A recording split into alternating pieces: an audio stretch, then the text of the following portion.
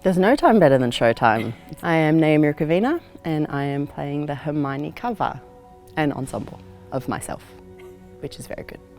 Very well suited for the role.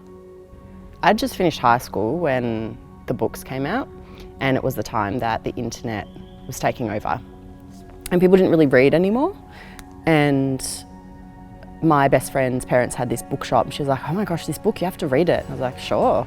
She gave me this book and it was so magical, and so much so that it seemed that the entire world remembered what reading was.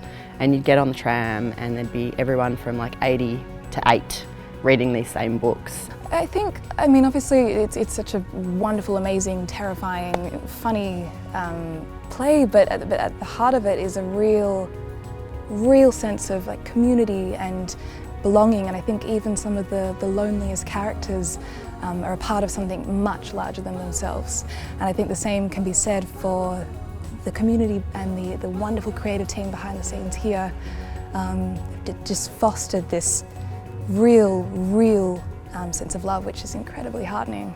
It hasn't changed my relationship to Harry Potter, but it's reaffirmed how much I loved it. I got to grow up reading the books, and I think what's surprising for me now, revisiting both those stories and this story, which is, you know, the new part, is that all of those themes that I felt were really relevant to me as a young person are actually equally as relevant, if not more so, as an adult.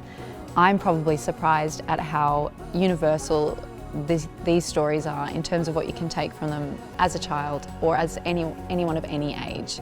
I'm stupidly excited. I think I weed a little bit when I found out I'd be joining something that is so huge and loved and revered, and I'm just incredibly in awe of all of the beautiful humans I get to work with. Like they're absolute pros, and they have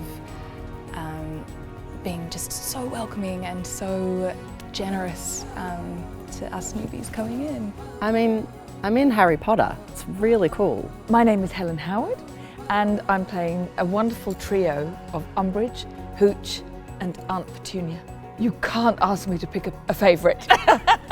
I love them all. I love them because they're different. But you can't, in a way, you can't go past Umbridge for maximum effect of what you're doing.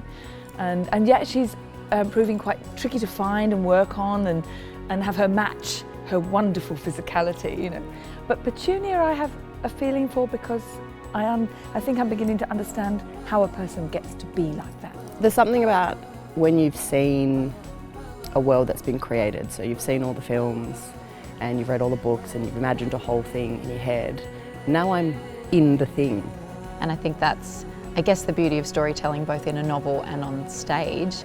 And I can't wait to get to experience how an audience receives that. I can't tell you how exciting and welcoming it was all at once. The rehearsal process we knew would have to be different.